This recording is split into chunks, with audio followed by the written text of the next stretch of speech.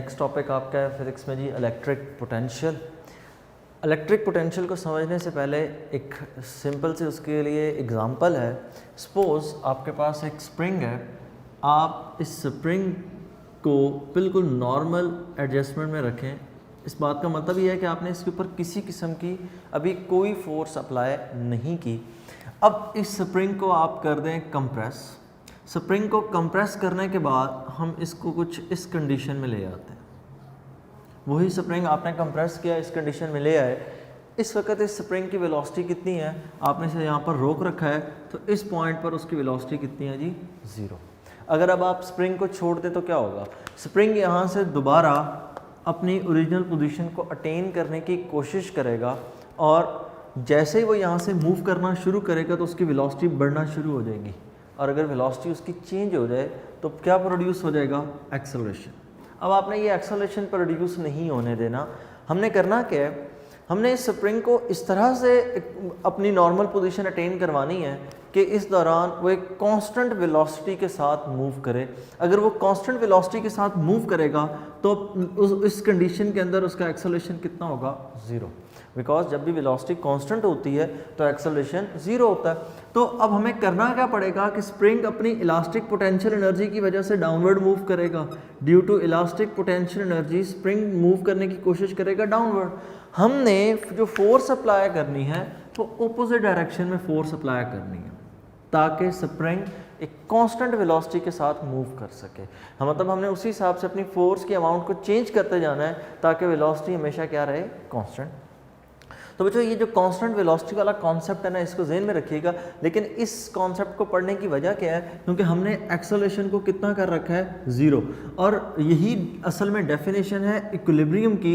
Equilibrium की definition है कि a body is said to be in equilibrium if no net force acts on it, या फिर इसके साथ दूसरी कंडीशन हम ये लिखते हैं कि या तो बॉडी रेस्ट पर हो, इधर इट्स वेलोसिटी शुड बी 0 और it should move with a uniform velocity, और अगर यूनिफॉर्म वेलोसिटी से मूव करे तो उसका एक्सेलरेशन कितना होना चाहिए, 0। असल में इलेक्ट्रिक पोटेंशियल का जो बेसिक कॉन्सेप्ट है उसके अंदर पहली चीज़ ही यही है कि जब चार्ज मूव करे तो चार्ज को आपने इक्विलिब्रियम स्टेट में मूव करवाना है। तो सपोज करें जी इसी चीज़ को इलेक्ट्रिक पोटेंशियल के ये सॉल्व करें तो सपोज करते हैं जी हमारे पास 2 प्लेट्स हैं। एक प्लेट है हमारे पास पॉजिटिव, इस प्लेट के ऊपर पॉजिटिव चार्ज है। दूसरी एक प्लेट है, इसके ऊपर हमारे पास चार्ज है नेगेटिव। नेगेटिव चार्ज प्लेट को आपकी बुक पे नाम दिया गया है ए, पॉजिटिव चार्ज प्लेट को नाम दिया गया है बी। इलेक्ट्रिक फील्ड लाइंस हमेशा पॉजिटिव से किधर होती है जी, negative, from positive to negative.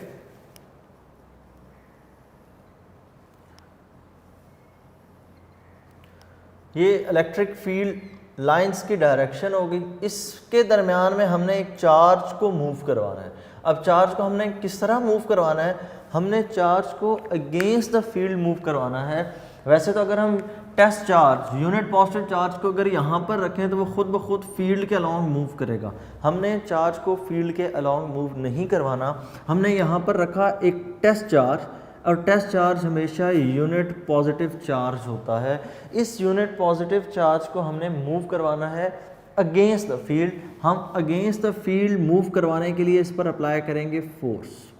और हमने फोर्स किस तरह से अप्लाई करनी है, बिल्कुल अपनी एग्जांपल की तरह हमने फोर्स इस तरह से अप्लाई करनी है कि इस दौरान एक्सेलरेशन 0 रहे, such that the charge should be in the state of equilibrium.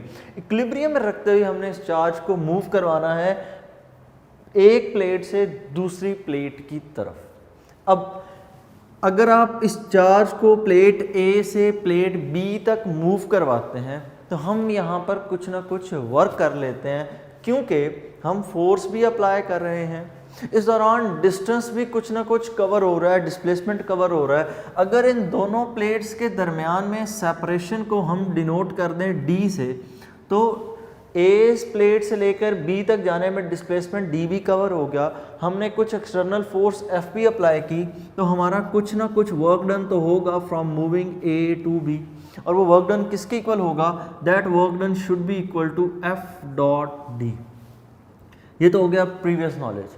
अब हमारा जो चार्ज है उसके पास पोटेंशियल एनर्जी कम होगी या बढ़ेगी, कुछ ना कुछ तो चेंज आना चाहिए। हमने चार्ज पर वर्क किया, जब हम चार्ज पर वर्क करेंगे इसका मतलब क्या है, हम चार्ज के अंदर एनर्जी स्टोर कर रहे हैं, ठीक है। तो work done on a body, इसका मतलब उस बॉडी के अंदर आप एनर्जी को स्टोर कर रहे हैं। बिल्कुल उसी तरह कि अगर मैं किसी ऑब्जेक्ट को रेस करूं ग्राउंड से, तो उस ऑब्जेक्ट के ऊपर मैंने क्या किया, वर्क, और उस ऑब्जेक्ट के अंदर एनर्जी स्टोर कौन सी हो जाएगी, पोटेंशियल एनर्जी। तो वो एनर्जी होगी ग्रेविटेशनल पोटेंशियल एनर्जी। चार्ज के केस में जो एनर्जी स्टोर होती है उस एनर्जी का नाम क्या है, इलेक्ट्रिक पोटेंशियल एनर्जी। तो पॉइंट ए पर जो इलेक्ट्रिक पोटेंशियल है उसको मैं नाम दे देता हूँ VA। पॉइंट बी के ऊपर पहुंचकर जो उसके पास पोटेंशियल हो जाता है उसे हम नाम दे देते हैं लेट्स से VB। मतलब इस पॉइंट पर जो पोटेंशियल है वो VA है, इधर इस प्लेट पर पहुंचकर जो पोटेंशियल है let's say it is VB। तो वर्क डन कितना होगा, वर्क डन चार्ज के ऊपर जो होगा that should be equal to change in its energy. Work done कितना होना चाहिए, change in its energy, delta U। ये पोटेंशियल नहीं है अभी, ये सिर्फ और सिर्फ किस चीज़ की बात हो रही है, एनर्जी की, इलेक्ट्रिक पोटेंशियल एनर्जी। अब यहाँ से अगर चेंज इन एनर्जी निकालनी हो तो वो आप किस तरह फाइंड कर सकते हैं, work done from A to B, energy at point B minus energy at point A। मतलब A पॉइंट पर जो चार्ज के पास यहाँ पर एनर्जी है इसको हमने नाम दे दिया UA। बी प्लेट पर पहुंचकर जो एनर्जी हो जाएगी उसे हम नाम दे देंगे UB। और change in energy final minus initial, charge में मूव करना पॉइंट A से शुरू किया था, पॉइंट B पे जाकर रुका, तो फाइनल माइनस इनिशियल। अब इलेक्ट्रिक पोटेंशियल किसकी इक्वल है, तो इलेक्ट्रिक पोटेंशियल को हम जब डिफाइन करते हैं तो हम ये कहते हैं कि आप चार्ज को किसी इनिशियल से फाइनल पोजीशन तक मूव करें तो यूनिट पॉजिटिव चार्ज पर जितना वर्क होगा that is called electric potential. ठीक हो गया। अगर आप इसको डिफाइन करें प्रॉपर तो आप हम यूं लिख सकते हैं, work AB on a unit positive charge Q0 या Q कह लें, whatever you want to say, is equal to electric potential between these two points. और दोनों पॉइंट्स कौन कौन से हैं जी, A एंड B, कि पॉइंट A से पॉइंट B तक मूव करने पे एक यूनिट पॉजिटिव चार्ज पर जितना वर्क होगा that is equal to electric potential between those points. और अगर आप इसको मजीद बेहतर करके लिखें तो आप यूं लिख सकते हैं, WAB over Q is equal to VB minus VA। बिल्कुल उसी तरह जिस तरह आपने एनर्जी में फाइनल माइनस इनिशियल लिखा था, चेंज इन पोटेंशियल एनर्जी के अंदर भी, चेंज इन पोटेंशियल के अंदर भी आप यही लिखेंगे इलेक्ट्रिक पोटेंशियल में VB minus VA final minus initial. Next आपने अगर फॉर्मूला लिखना हो वर्क के लिए तो कि Q डिवाइड है राइट साइड पे, लेफ्ट साइड पर लाकर मल्टीप्लाई करें तो work done from A to B is equal to Q delta V। अच्छा बच्चों, अब इसमें दो चीज़ें आपने जहन में रखनी है। नंबर वन, चार्ज को हमने मूव करवाना खुद से, और चार्ज को मूव करवाते वक्त हमने किस तरह मूव करवाना है, हमने चार्ज को अगेंस्ट द फील्ड मूव करवाना है, पॉजिटिव प्लेट की तरफ लेकर जाना है फ्रॉम नेगेटिव। हम नेगेटिव प्लेट से चार्ज को पॉजिटिव की तरफ लेकर जाएंगे, पहली बात। और दूसरी चीज़ इसमें आपने जो जहन में रखनी है वो ये कि जब हम चार्ज को मूव करवा रहे हो, उस पर फोर्स लगा रहे हो, तो charge must be in equilibrium state, कि चार्ज इक्विलिब्रियम में होना चाहिए so that its acceleration must be zero. Next बच्चों, इसको मज़ीद डिफाइन करते हैं प्रॉपर। तो इलेक्ट्रिक पोटेंशियल की आ गई नेक्स्ट जी डेफिनेशन। इलेक्ट्रिक पोटेंशियल की डेफिनेशन हमेशा इनिशियल और फाइनल पोजीशन के अकॉर्डिंग डिफाइन किया जाता है। अब इलेक्ट्रिक पोटेंशियल को डिफाइन करते हैं आप यूँ कह सकते हैं, work done on a unit positive charge by moving it from initial position to final. आपकी बुक पे चूंकि A और B का जिक्र है तो वहाँ पर लिखा जाता है work done on a unit positive charge as it moves from position A to position B। इस दौरान जितना चेंज इन एनर्जी आए या जितना उस पर वर्क डन हो, क्योंकि एनर्जी का चेंज और वर्क डन हमेशा आपस में इक्वल होता है। डेफिनेशन के बाद बच्चों नेक्स्ट सिंबल, वो हम पहले ही उसके ऊपर बात कर चुके हैं, सिंबल यूज़ कर चुके हैं, और सिंबल हम इसके लिए क्या लिख रहे हैं, दैट इज़ V। सिंबल के बाद फार्मूला, तो इलेक्ट्रिक पोटेंशियल के लिए formula V is equal to W over Q, general formula. पहले हमने जो फार्मूला लिखा है A से B, तो इसका मतलब हम जिन दो पॉइंट्स की बात कर रहे हैं वो कौन कौन से थे, ए और बी थे। तो general formula V is equal to W/Q। Next चीज़ इसमें जी यूनिट, वर्क का यूनिट जाउल, चार्ज का यूनिट कूलम। तो यहाँ पर यूनिट क्या बन जाता है, यूनिट हो जाएगा जी जाउल पर कूलम, ठीक होगा। और जाउल पर कूलम के लिए दूसरा जो नाम हम यूज़ करते हैं that is volt. Joule per coulomb is equal to volt. Next हम डिफाइन करते हैं यहाँ पर जी 1 वोल्ट किसके इक्वल है।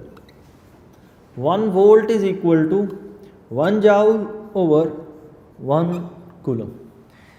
ये बात जहन में रखिएगा कि जब भी आपने यूनिट्स को डिफाइन करना हो तो यूनिट्स को डिफाइन करने के लिए हमेशा हम यूनिटी यूज़ करते हैं, हम हर क्वांटिटी के साथ 1 यूज़ करेंगे। अब 1 वोल्ट किस चीज़ का यूनिट है, that is the unit of electric potential. 1 joule energy या वर्क का यूनिट है वर्क, और coulomb it is the unit of charge.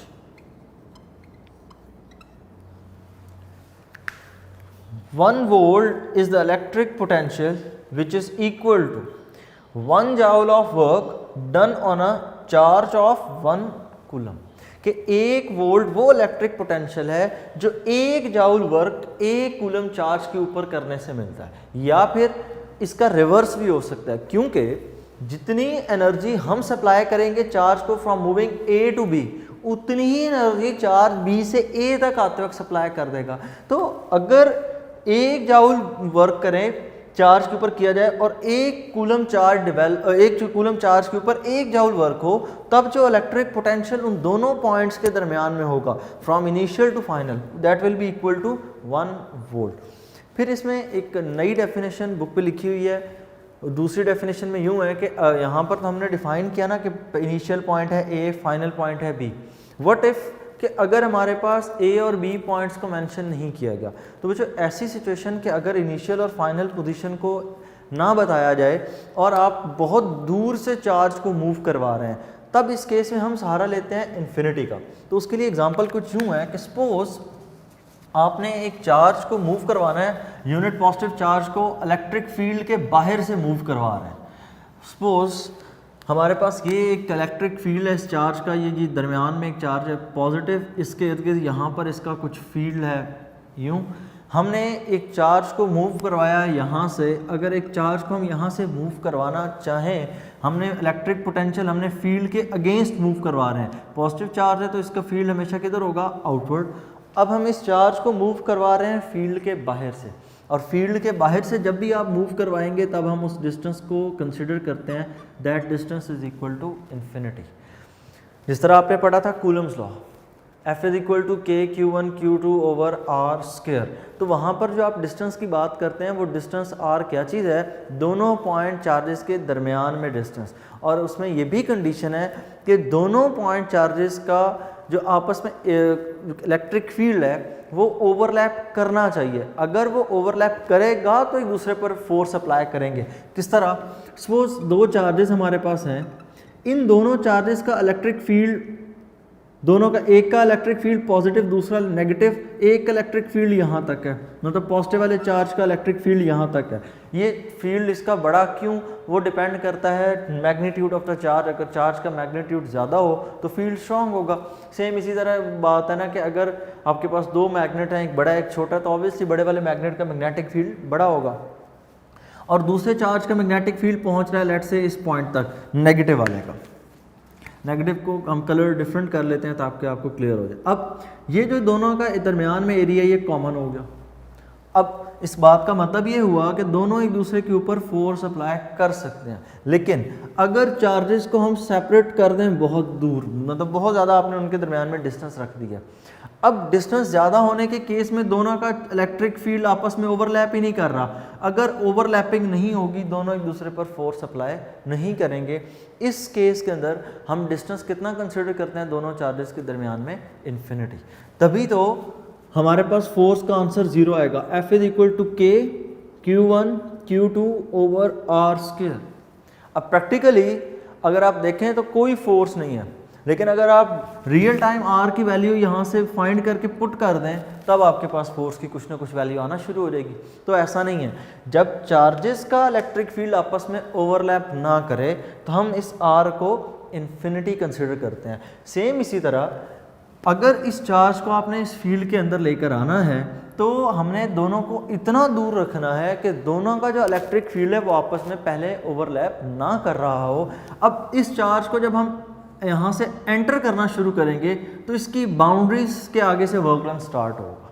तो जब यहाँ से आगे वर्क डन होगा वही कैलकुलेट होगा, तो हम डिफाइन करते हुए यूँ लिखेंगे electric potential is equal to the work done by bringing a unit positive charge from infinity to that point। From infinity का मतलब समझ आ गया कि आपने फील्ड के बाहर से स्टार्ट किया, टू दैट पॉइंट का मतलब ये है कि आप इस चार्ज के इस फील्ड के अंदर जहाँ पर मर्जी लाकर छोड़ दें।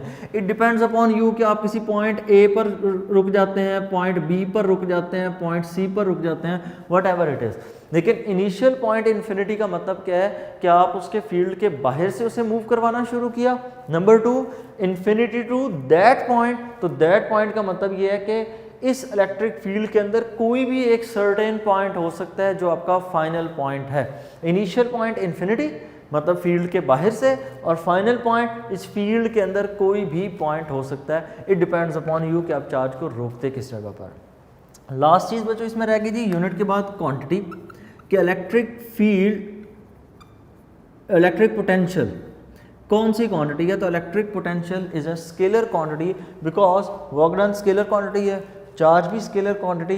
तो यहाँ से हम ये बात कह सकते हैं कि electric potential is a scalar quantity. Board point of view से इस टॉपिक की इंपॉर्टेंस शॉर्ट की हद तक ही है। दो मेजर शॉर्ट क्वेश्चन यहाँ से पूछे जाते हैं, एक इलेक्ट्रिक पोटेंशियल की डेफिनेशन, दूसरा यहाँ से पूछा जाता है 1 वोल्ट की definition. 1 volt 1 joule work is done by a charge of 1 coulomb. और एंटी टेस्ट के हवाले से जो इसमें दो चीज़ें बड़ी इंपॉर्टेंट है, नंबर 1 वो ये कि आपने चार्ज को इलेक्ट्रिक पोटेंशियल फाइंड करते हुए हमेशा फील्ड के अगेंस्ट मूव करवाना है।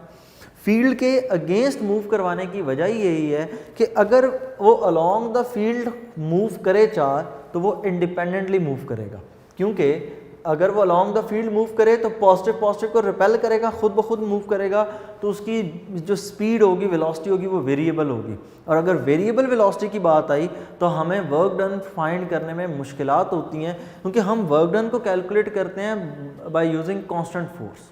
ठीक हो गया ना, तो इसलिए वेरिएबल फोर्स के केस में उसको फाइंड करना मुश्किल हो जाता है। दूसरी चीज़, जब चार्ज आप अगेंस्ट द फील्ड मूव करवा रहे हैं तो मूव करवाते वक्त चार्ज को हमेशा याद रखिएगा, चार्ज को जब आप अगेंस्ट द फील्ड मूव करवाएंगे तो इक्विलिब्रियम स्टेट में होगा। इक्विलिब्रियम स्टेट में होने का मतलब it's acceleration will be equal to 0। ठीक है, कि एक कांस्टेंट वेलोसिटी के साथ चार्ज मूव करेगा, ये ना हो कि वेलोसिटी कम ज़्यादा होना शुरू हो जाए। तो बच्चों ये था आपका टॉपिक का पहला हिस्सा। दूसरे हिस्से के अंदर अब हमने पढ़ना है जी पोटेंशियल ग्रेडियंट। पोटेंशियल ग्रेडियंट के अंदर क्या है, हमने रिलेशन फाइंड करना है ई एंड डेल्टा वी के दरमियान में, कि ई और डेल्टा वी एक दूसरे के साथ किस तरह से रिलेट करते हैं। तो ये होगा जी लेक्चर का दूसरा हिस्सा। Okay students, next topic electric potential का ही ये सब टॉपिक ही है, electric field as a potential gradient, कि हमने इलेक्ट्रिक फील्ड को स्टडी करना है असल में, और उसमें पोटेंशियल ग्रेडियंट के पोटेंशियल की वैल्यू चेंज होगी। पोटेंशियल की वैल्यू को हम इलेक्ट्रिक फील्ड की वैल्यू के साथ कंपेयर करेंगे। आपको मैंने हिंट पहले भी दिया था कि इसमें हम रिलेशन बनाएंगे इलेक्ट्रिक फील्ड इंटेंसिटी ई और डेल्टा वी के दरमियान में। अब इनके जो प्रीवियस फार्मूलाज हैं वो हम पहले से साइड पे लिख लेते हैं। तो बच्चों इनमें से ई का पहला फार्मूला एक आपने पढ़ा था, E is equal to F over Q, और यहाँ से अगर मैं फोर्स के लिए फार्मूला लिखूँ तो it is equal to F is equal to Q E. पिछले टॉपिक में आपने फार्मूला पढ़ा था delta V is equal to W over Q. ये formula V is equal to W over Q भी लिखा जाता है। V is equal to W over Q electric potential, इन्हीं को हम यूज़ करेंगे और हम नया फार्मूला ई और डेल्टा वी के दरमियान में एक रिलेशन बनाएंगे और एंड पे उस चीज़ को डिफाइन भी करेंगे कि व्हाट इज़ पोटेंशियल ग्रेडियंट, कि उसका मतलब क्या है। असल में पोटेंशियल ग्रेडियंट को स्टार्ट में हम इसलिए नहीं कर रहे क्योंकि जब तक आप इसको प्रॉपर फार्मूला की फॉर्म में नहीं लेकर आते तो इसको हम एक्सप्लेन नहीं कर सकते। बहरहाल नेक्स्ट चीज़, एक डायग्राम है छोटी सी, वही पुरानी डायग्राम के हमारे पास एक प्लेट, उस पर पॉजिटिव चार्ज, इसी के बिल्कुल सामने एक दूसरी प्लेट और इसके ऊपर चार्ज है जी नेगेटिव। इलेक्ट्रिक फील्ड लाइंस हमेशा पॉजिटिव प्लेट से मूव करती हैं नेगेटिव प्लेट की तरफ।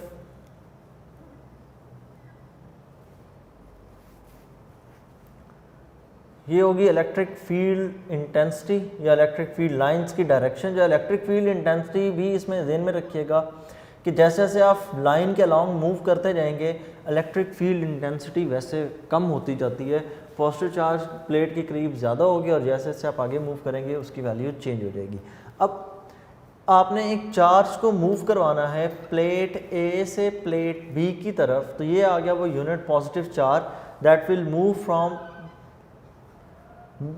Point A to point B. इस दौरान हमें एक एक्सटर्नल फोर्स F लगानी पड़ेगी और वो एक्सटर्नल फोर्स F यही है। अब यहाँ पर हमने कैलकुलेट करना होगा वर्क डन, तो बच्चों वर्क डन किसके इक्वल होगा, that will be equal to F dot D. Basic formula work का F डॉट डी, और इसी वर्क डन को मैं लिख रहा हूँ WAB, work done from moving A to B, that will be equal to F dot D. Next, अगर आपने यहाँ पर इस एंगल को फाइंड करना है थीटा, क्योंकि एफ डी को जब आप ओपन करते हैं तो आप लिखते हैं F D cos of angle theta. तो बच्चों एंगल फाइंड करने के लिए अगर आप क्लियरली देखें तो याद रखिएगा कि हमने फोर्स को रिप्लेस करना है क्यू ई से। तो अगर हमने फोर्स को क्यू ई से रिप्लेस करना है, work done from A to B, F को क्यू ई में क्यों रिप्लेस कर रहा हूँ, तो ये formula F is equal to Q E. इस फार्मूले को अगर यहाँ पर पुट करें तो it will be equal to Q E D. मतलब कि अब डॉट प्रोडक्ट हमने फोर्स और डिस्प्लेसमेंट के दरमियान से हटाकर किसके दरमियान में बना दिया, E और D के दरमियान में। एक और बात, बच्चे पूछते हैं जी आपने Q और D के दरमियान क्यों नहीं डॉट प्रोडक्ट बनाया, तो Q एक स्केलर क्वांटिटी है 4, डॉट प्रोडक्ट वेक्टर क्वांटिटीज के दरमियान में ही होगा।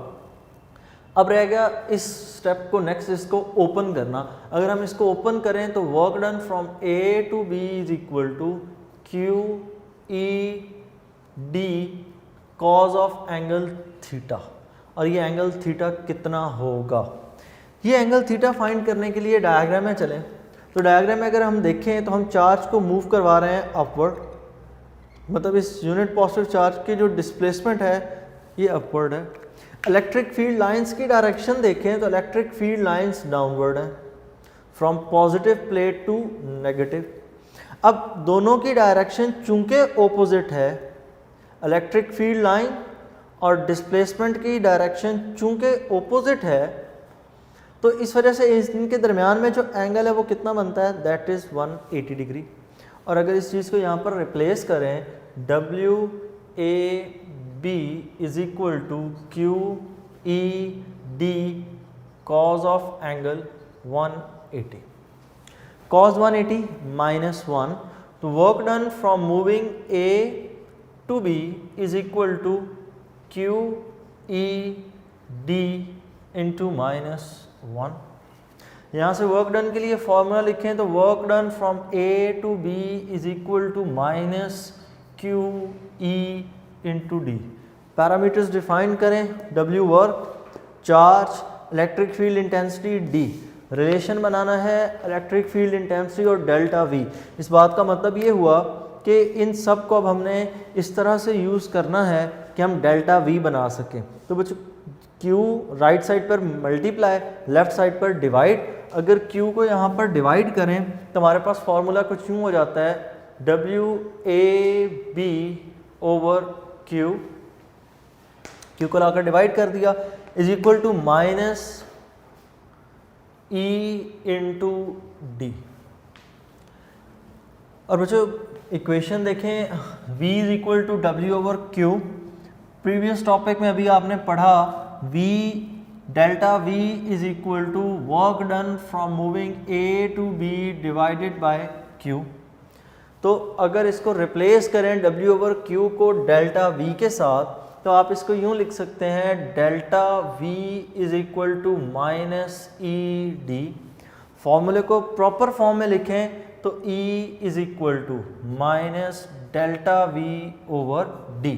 D राइट साइड पर मल्टीप्लाई, लेफ्ट साइड पर डेल्टा वी के नीचे डिवाइड, तो delta V over D minus sign replace, तो E is equal to minus delta V over D. तो ये है जी फॉर्मूला इलेक्ट्रिक फील्ड इंटेंसिटी और डेल्टा वी के दरमियान में। अब यहाँ से एक बात क्लियर है कि अगर सेपरेशन बिटवीन द प्लेट्स बढ़ती जाएगी E की वैल्यू वैसे वैसे कम होती जाएगी, और अगर हमने E की वैल्यू को मैक्सिमम गेन करना है तो that displacement between the plates should be minimum. तो उसके लिए क्या करते हैं, उसके लिए हम इन दोनों प्लेट्स को क्लोज़र, बिल्कुल एक दूसरे के क्लोजली प्लेस की जाती हैं। अगर ये दोनों प्लेट्स एक दूसरे के बहुत क्लोज़र प्लेस करें, इतना क्लोज़र कि हम ये कह सकें कि इन दोनों प्लेट्स के दरमियान में जो डिस्टेंस है वो इन्फिनिटी हद तक कम है। तो उसके लिए बुक पे वर्ड यूज़ किया गया है इनफाइनाइटेसिमली स्मॉल डिस्टेंस, कि इन्फिनिटी हद तक छोटा डिस्टेंस, और इस इन्फिनिटी हद तक के छोटे डिस्टेंस को आपकी बुक पर डिनोट किया गया है डेल्टा आर। मतलब आप यूं कह लें कि वही डिस्प्लेसमेंट जिसको आप पहले d लिख रहे थे, अब इन्हीं दोनों प्लेट्स के दरमियान में उस डिस्प्लेसमेंट को कितना लिखा गया है, डेल्टा आर। और डेल्टा आर एक बहुत छोटी वैल्यू है। अगर हम यहाँ पर d की जगह डेल्टा आर रिप्लेस करें तो e के लिए हमारे पास फॉर्मूला क्या हो जाएगा, e will be equal to minus delta V. d को हमने रिप्लेस करना है डेल्टा r से, तो d की जगह पुट हो जाएगा delta r, where delta r is very very small. और डेल्टा r अगर इन्फिनिटी हद तक स्मॉल है तो जितनी छोटी वैल्यू आप यहाँ पर पुट करेंगे, डेल्टा r के लिए जितनी छोटी वैल्यू पुट करेंगे, इट इज़ ऑब्वियस कि e के लिए रिजल्ट आपके उतने ज़्यादा आएंगे। ठीक है, तो इसी चीज़ को हम नाम देते हैं electric field as potential gradient, कि हमने दोनों प्लेट्स के दरमियान में डिस्प्लेसमेंट को मिनिमम कर दिया। डिस्प्लेसमेंट को मिनिमम करने से E की वैल्यू बूस्ट अप हो जाती है, और इसी चीज़ को हम नाम क्या देते हैं, electric field as a potential gradient, कि आपने पोटेंशियल को ग्रेडिंग कर ली, उसको चेंज कर लिया, उसको कंट्रोल कर लिया with respect to your displacement. Next, इस फॉर्मूले में ये जो लास्ट रिलेशन आपने निकाला है, यहाँ पर ये नेगेटिव साइन क्या इंडिकेट कर रहा है, यहाँ पर नेगेटिव साइन ये इंडिकेट कर रहा है कि हम जिस चार्ज को मूव करवा रहे थे वो अगेंस्ट द फील्ड मूव कर रहा है। ठीक हो गया ना। यहाँ पर इस नेगेटिव चार्ज की सिग्निफिकेंस कुछ और है। यहाँ पर आपने जब पुट किया था तो हमने E और D के दरमियान में एंगल फाइंड किया था, और यहाँ पर भी बात वही थी कि चूंकि ये दोनों एक दूसरे के ओपोजिट हैं तो हम यहाँ पर कॉज ऑफ एंगल थीटा और वो 180 और वहाँ से माइनस साइन। तो इस माइनस साइन के बारे में पूछा जाए कि इसकी सिग्निफिकेंस क्या है, तो इसकी सिग्निफिकेंस यही है कि हम चार्ज को अगेंस्ट द फील्ड मूव करवा रहे हैं, इसलिए माइनस साइन है। और चार्ज जब अगेंस्ट द फील्ड मूव कर रहा है तो अगेंस्ट द फील्ड मूव करते वक्त उसके पास जो पोटेंशियल एनर्जी है वो टाइम के साथ साथ इंक्रीज होगी, क्योंकि अगर वो अगेंस्ट द फील्ड मूव करेगा नेगेटिव से पॉजिटिव की तरफ तो इंक्रीज की तरफ जाएगा, और इलेक्ट्रिक फील्ड इंटेंसिटी भी बिल्कुल इसी तरह। तो वो जो नेक्स्ट यहाँ से आखिरी चीज़, अगर हम यहाँ से यूनिट फाइंड करें तो डेल्टा वी के लिए यूनिट क्या बनेगा, वोल्ट। डिस्प्लेसमेंट के लिए यूनिट क्या बनेगा, that is metre, volt per metre. तो वो जो हमने E के लिए पहले यूनिट क्या पढ़ा था, हमने E के लिए पहले यूनिट यहाँ से पढ़ा था फोर्स न्यूटन, चार्ज के लिए कूलम, न्यूटन पर कूलम। अब दो यूनिट्स हो गए E के लिए, एक यूनिट हो गया वोल्ट पर मीटर, दूसरा यूनिट कौन सा हो गया, न्यूटन पर कूलम। तो नेक्स्ट चीज़ जो हमने यहाँ से करनी है वो ये कि हमने ये प्रूफ करना है कि Newton per coulomb is equal to volt per metre, कि न्यूटन पर कूलम पुराना यूनिट पिछले टॉपिक से जो हमने निकाल रखा है, और V over metre, volt per metre, ये नया यूनिट है। तो इन दोनों को हमने आपस में करना है जी कंपेयर, कि ये दोनों आपस में इक्वल है। राइट हैंड साइड से स्टार्ट करते हैं, फ्रॉम राइट हैंड साइड। तो जो राइट हैंड साइड पे लिखा हुआ है जी volt per metre, volt equal होता है जाउल पर कूलम। कौन सा formula, V is equal to W over Q। V के लिए यूनिट है 1 वोल्ट, वर्क के लिए यूनिट है जाउल, चार्ज के लिए यूनिट क्या है जी, कूलम। तो V volt is equal to joule per coulomb. तो नेक्स्ट स्टेप में हम लिख लेंगे joule per coulomb per metre. आपने V को रिप्लेस किया है जाउल पर कूलम से। नेक्स्ट जाउल, वर्क का यूनिट है joule, work is equal to F dot D, work का यूनिट जाउल, फोर्स का यूनिट न्यूटन, डिस्प्लेसमेंट का यूनिट मीटर। इसका मतलब जाउल किसके इक्वल है, न्यूटन पर मीटर। तो जाउल की जगह रिप्लेस हो जाएगा न्यूटन मीटर पर कूलम पर मीटर, बाकी उसी तरह पर कूलम उसी तरह, पर मीटर उसी तरह पुट होगा। Metre press power +1, metre is power -1 cancel, इन दोनों को कैंसिल कर दें तो बाकी रह जाता है न्यूटन पर कूलम। तो इसका मतलब ये हुआ कि volt per metre is equal to newton per coulomb which is equal to left hand side. तो आप ये कह सकते हैं हेंस प्रूव्ड, तो ये बात आपने प्रूफ कर दी कि वोल्ट पर मीटर और न्यूटन पर कूलम आपस में इक्वल है।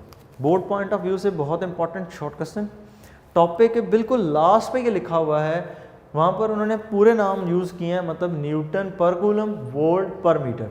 फिर देख लें वोल्ट पर मीटर, वोल्ट किसकी इक्वल है, volt is equal to joule per coulomb. Basic formula V is equal to W over Q, work का यूनिट जाउल, चार्ज का यूनिट कूलम, V वोल्ट। तो वोल्ट की जगह आपने क्या पुट कर दिया जी, joule per coulomb per metre उसी तरह। नेक्स्ट, जाउल को हमने रिप्लेस किया न्यूटन मीटर से, पर कूलम पर मीटर उसी तरह ही। जाउल न्यूटन मीटर किस तरह आया, वर्क का यूनिट F, वर्क का formula F dot D, work का unit joule, force newton, displacement metre, joule is equal to newton metre. Next, metre metre से कैंसिल, बाकी न्यूटन पर कूलम, और वही हमारी लेफ्ट हैंड साइड है newton per coulomb. तो proof ये था बच्चों जी आपका topic electric field as potential gradient. तो नेक्स्ट हम आपके साथ डिस्कस करेंगे अगला जो हमारा टॉपिक है वो है force electric potential due two point charge in a electric field. Electric field के अंदर किसी ख़ास पॉइंट के ऊपर चार्ज का पोटेंशियल कितना होता है। फिर सुन लें जी, ये जो पूरा का पूरा टॉपिक था उसका रिव्यू।